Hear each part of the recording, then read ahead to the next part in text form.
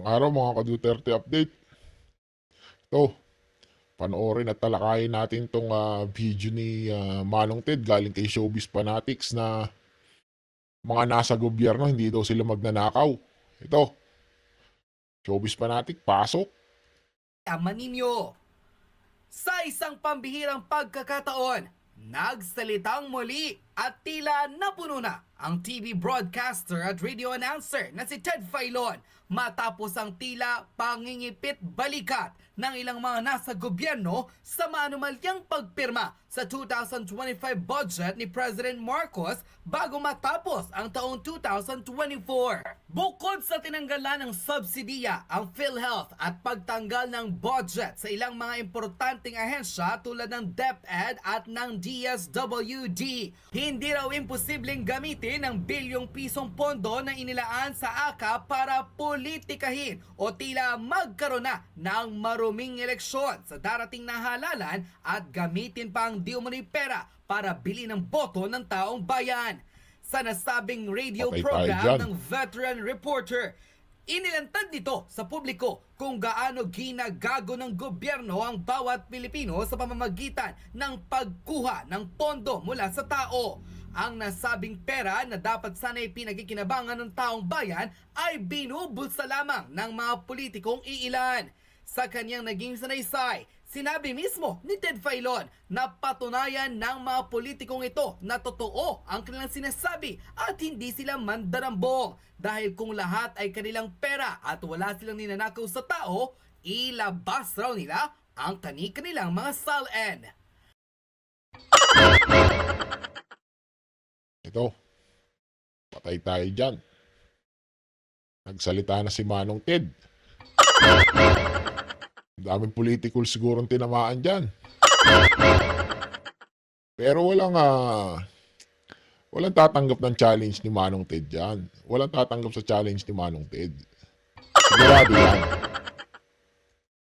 Narito at panoorin ang matapang na panawagan at pahayag ng TV broadcaster at radio DJ na si Ted Filon kung saan kahit di umano'y nagbanta na raw sa kanyang buhay ang ilang mga politikong nababangga nito sa tuwing siya ay Nako, madami pala nagbabanta kay Manong Ted.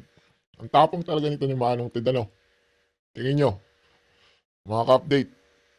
Real Talk sa programa ng TV5, ilan sa mga netizen humanga pa rin sa nasabing broadcast. Nakakabilib naman talaga si Manong Ted eh. Ang dami niyang hinahamon, ang daming tinamaan niyan, sigurado. Kaya ang dami ding nagbabanta sa buhay niya. Matapos isiwalat sa publiko ang samot-saring pangtatarantado na ginagawa ng politiko sa maraming Pilipino. Full video. Ginagago na po tayo, ginagawa tayong mga tanga ng mga taong ito. Yan po, harap-harapan na. Nationwide, sinabi na ni Manong Ted, ginagago daw tayo.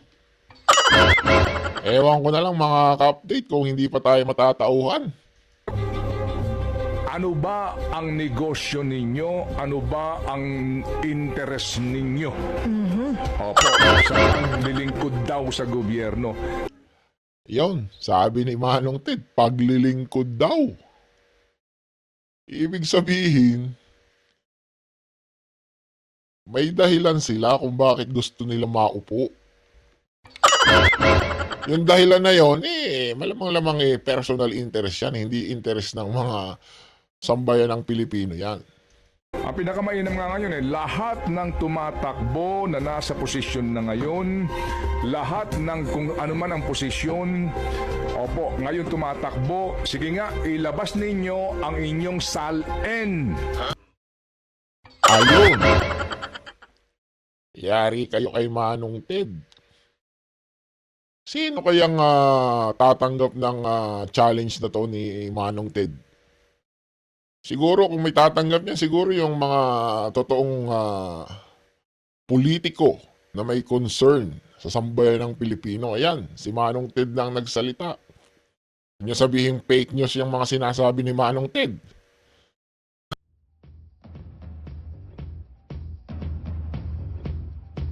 tayo hong mga mamamayan, tayong lahat na nag-aambag-ambagan dito sa perang ito, eh, karamihan sa atin tahimik lang, karamihan sa inyo tahimik lang. Yun po, totoo po yung sinasabi ni Manong Ted doon. Tayong mga ordinaryong mamamayan, tayo itahimik lang, hindi tayo nagsasalita. Buti ngayon may mga social media na. Kahit sa social media, ilabas natin yung mga opinion natin. Ang dami na pong nagsasalita. May fake news, may totoo. Malalaman naman po natin kung alin ang totoo at hindi eh. Base na lang sa balita eh. Base sa nangyayari sa gobyerno. PhilHealth, walang budget. Mga mamamayang Pilipinong makikinabang niyan, mahihirap. Yung mga nakaupo dyan, tingin nyo, nag-a-apply po ba ng PhilHealth yung mga yan pag na-hospital yung mga yan? Yung mga sa DepEd, binawasan. Tingin nyo po ba nakikinabang yung mga yan sa DepEd? Hindi po, may mga perang pampapara sa mga anak nila yan. Kaya may punto po lahat ng sinasabi ni Manong Ted dito tsaka ng mga ibang mga vlogger. Yan po. Kayo na po ang humusga. Siguro naman po ma-analyze natin kung alin ng fake news at hindi base sa nangyayari sa lipunan. Tuloy natin to. Kaya po, wala na silang hiya. Wala na silang kahihiyan. Garapalan na po eh. Di ba? Yun. Garapalan na si Manong Ted na nagsalita. Garapalan na. Sabi ho ni Yusek Magno, ni Cielo, klaro naman, di ba, na pork ito. Klaro naman na election money ito, election budget ito. Yun. Election money, election budget. Malamang ho lahat ng mga nandyan sa Congress na nakita natin sa Quadcom, mga re-electionist yan. Kailangan nila ng pondo. Hayaan mo na ang napaka-importanting mga programa ng gobyerno. Yan po, pakinggan natin kung alin yung mga napaka-importanting programa ng gobyerno pala. Isik po na pangangailangan natin. Pero importante lang, magpatuloy sila sa paghawak sa poder. Yan po yan eh. Pero yun nga, kailan at kailan gigising ang taong bayan dito sa pagkakahimlay na ito? Pinaglololoko po tayo. Sabi nga ni Patay tayo dyan. Pinagloloko tayo. Cielo, di ba? Pinagloloko po tayo, ginagago na po tayo, ginagawa tayong mga tanga ng mga taong ito. Pero tahimik lang po tayo. Kaya nangyayari ito kasi nga tahimik lang eh. Bakit? Wala na hong nagpo-protesta talaga. Agad ka nang dudumugin ng kanilang mga trolls. Pero ganun na ho pa talaga ngayon. Hayaan na lang natin sila sa pandarambong na ginagawa nila. Panluloko po sa atin. Ang sarap pag-usapan itong isyong ito. Kung maaari nga lang po, hanggang bukas tayo dito, Ria. Pero Manong Ted, yung kapangyarihan na pumili. Di ba, nasa atin pa rin eh, no? So, Tama. sabi nga ni Professor Nasa Cielo atin Magno, ang kapangyarihan sa May 12, pumili. please lang. Nasa atin pa rin kapangyarihan ang pagpili. Okay naman, dahil ikaw, ako, sila dito, pero paano yung naandong Pilipino na butante na pumipila sa akap? Bakit? Ayun. Di ba?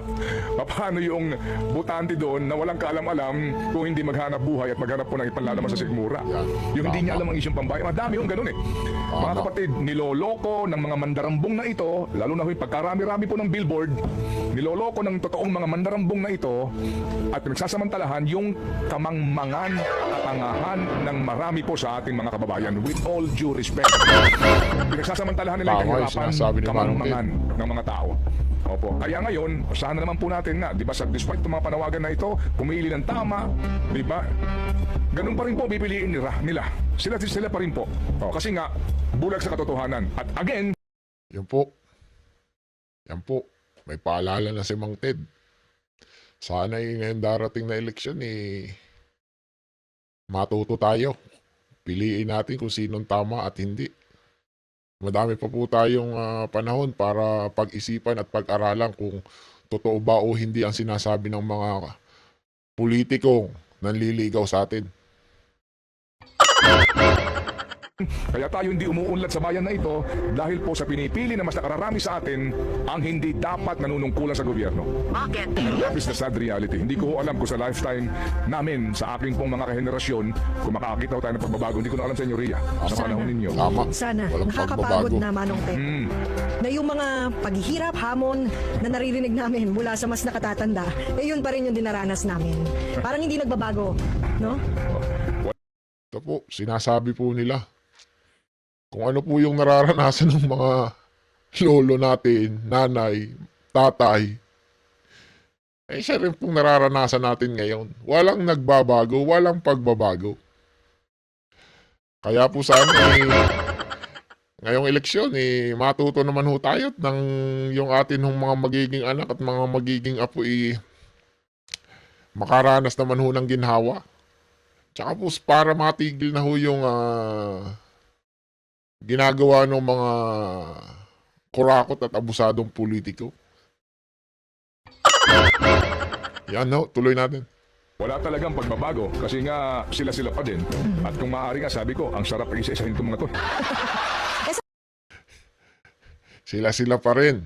No, kita ho naman natin, nakikita natin yung mga apelido ng mga nanunungkulan. Yung mga apelido ho ngayon ng mga nanunungkulan at apelido ho ng mga nanunungkulan nung panahong pa ho ng ating mga lolo't lola, sila din ho ang mga apelidong nakikita natin ngayon. At kung ano ho yung nararanasan ng lolo't lola natin hanggang ngayon, siya rin hong nararanasan natin. Kaya ho walang pagbabago kasi wala rin ho tayong pagbabago sa pagpili kung sinong mamumuno sa atin.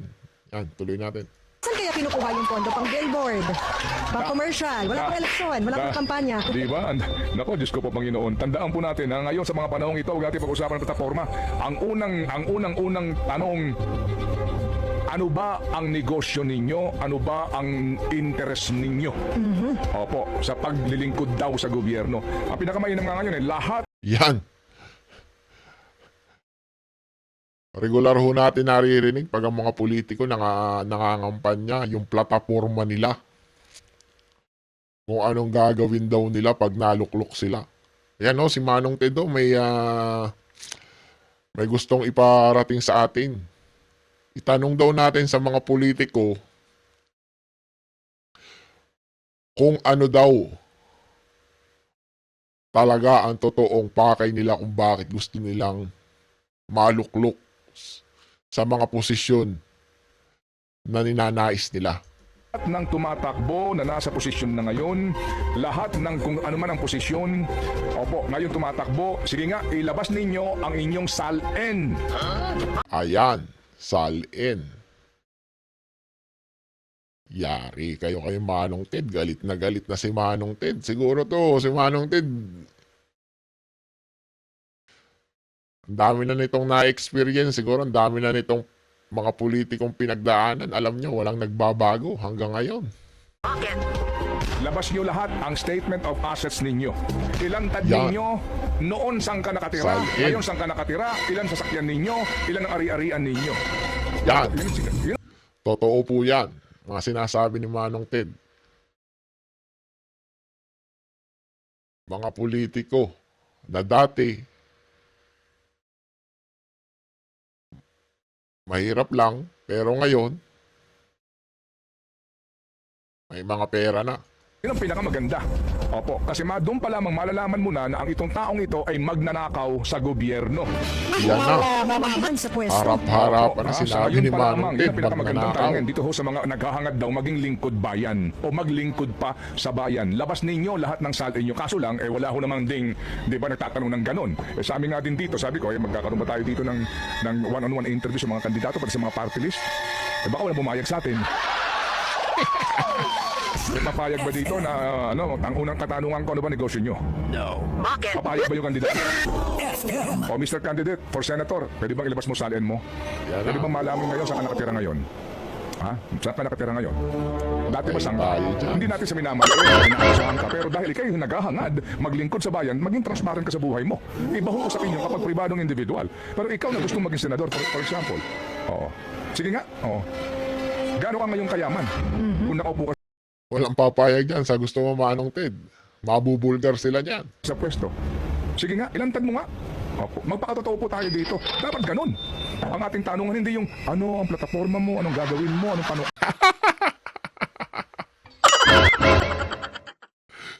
Yan po kasi yung mga tanong doon sa mga mainstream media eh. Pinopromote po kasi nila yung mga politiko kaya ang mga tanong nila, mga pampolitika din. Pampapogi. Plataforma, wala naman nangyayari sa mga plataforma nila.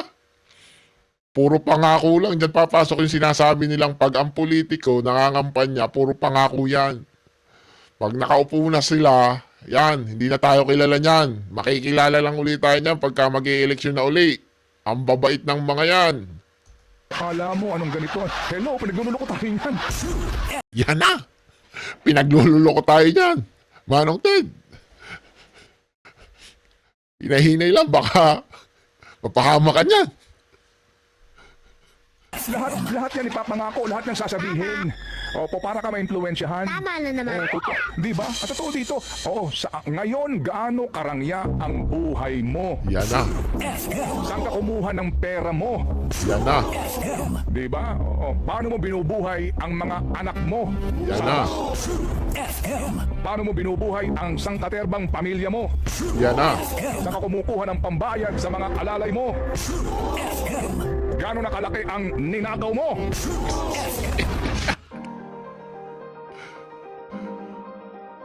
Yun, hanggang doon lang tayo mga update. Ito, may pag-uusapan pa tayong isa. Ito, tungkol to kay Magalong. Ibubulgar siya dito. Ito, simulan na natin. Would say that this 2025 budget is actually an election budget. Do you share the same sentiment, sir? Since you're talking about pork barrel, among others. I totally agree. Nararamdaman namin yan sa local government. Lawmakers, lawmakers indiscriminately giving out AKAP funds, IX funds, itong mga ayuda na gusto pa nilang palabasin na akala mo sarili nilang pera yung kanilang ibinibigay. Nakita na. Ayan na. Si General Magalong na, mayor ng Baguio City, nagsabi, hindi nila pera yung mga pinamimigay nila na yan. Kaya sana mga kababayan, matauhan tayo. Walang politikong mamimigay ng sariling pera nila, sabi nga ni Presidente Duterte. Pera din ng taong bayan yung pinamimigay nila na pinagmumukha nilang galing sa kanila. Tayo naman mga mahihirap, sana naman matauhan tayo na alam naman nating hindi mamimigay ng sarili nilang pera yung mga yan. Ito, panoorin natin kung ano pang sasabihin ni General Magalong dito sa mga ayuda na to.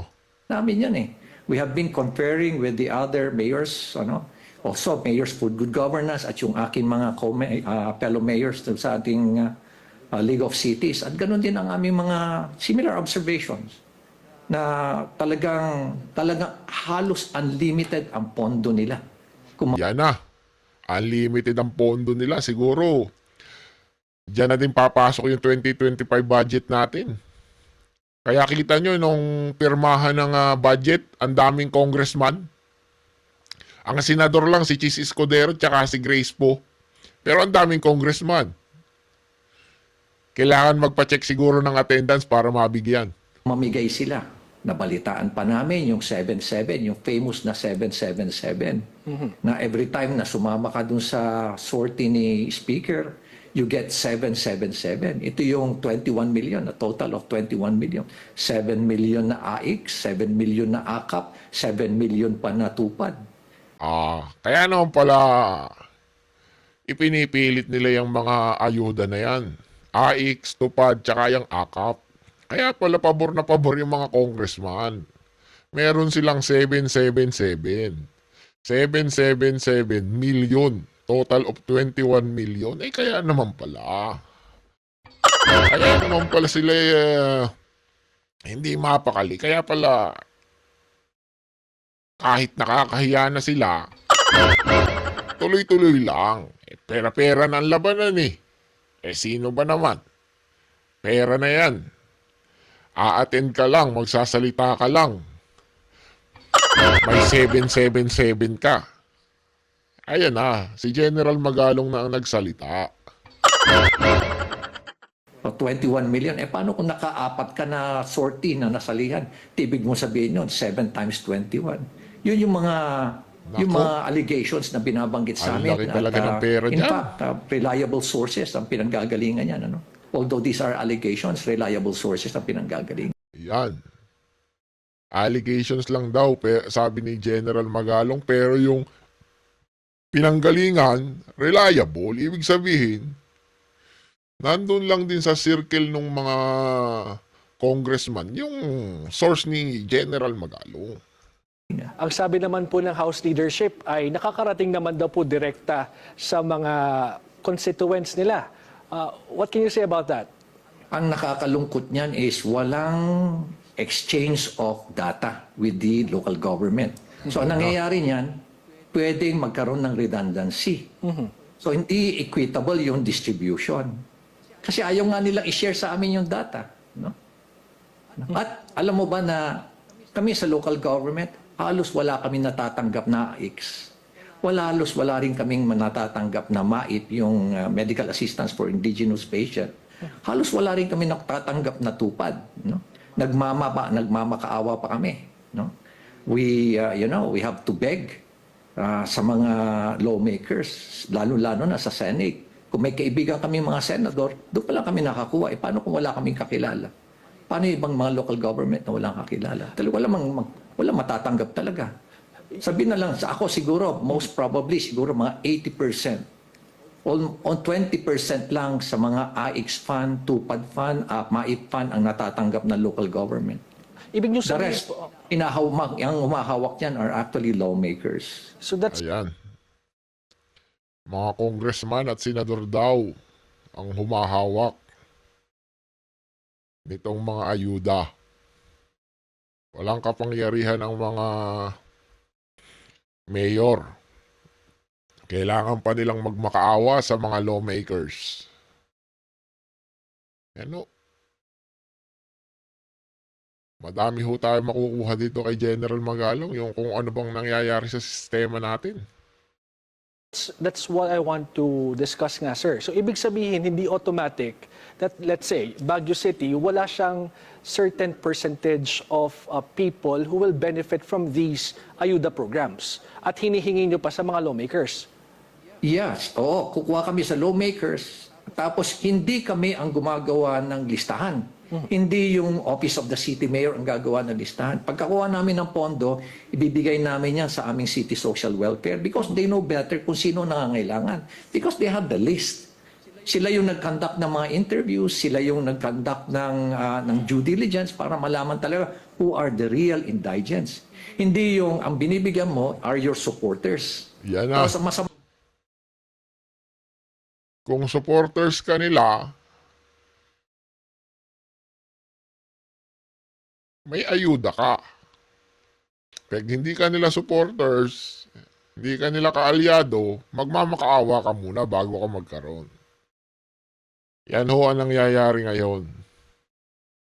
Sama pa, pag binigyan mo yung supporters, hindi nila i-share sa amin yung listahan. So there is a huge possibility that once again, these same people will be receiving AIX or ayuda from the local government kasi hindi mo binibigay eh. Nako. Hindi namin nalalaman kung sino yung mga pinagbibigyan nila. Bawal daw, sabi nila sa amin. And they're invoking itong Privacy Act. Ayan. Mga ka-update, walang listahan kung sinong pinagbibigyan. So meaning, sabi ni General Magalong, pwedeng magdoble. Pwedeng, ewan ko, gumawa ng embentong pangalan, embentong recipient, hindi natin alam. Madami silang pwedeng magawa, madami silang pwedeng gawin, may kapangyarihan sila kasi walang listahan eh. Wala silang binibigay na listahan. Hindi ngayon ma-audit ang maayos kung sino-sinong pinagbigyan itong mga ayuda na to. Oh. Kaya yung mga congressman natin, lawmakers, kaya naman pala pabor sila sa mga ayuda eh. Oh. Ayan no. Sana ho mga ka-update, matuto tayo sa mga gantong video. Matauhan tayo ngayong darating na eleksyon. Ayun, hanggang dito lang po muna tayo. Magandang araw mga ka-update. God bless.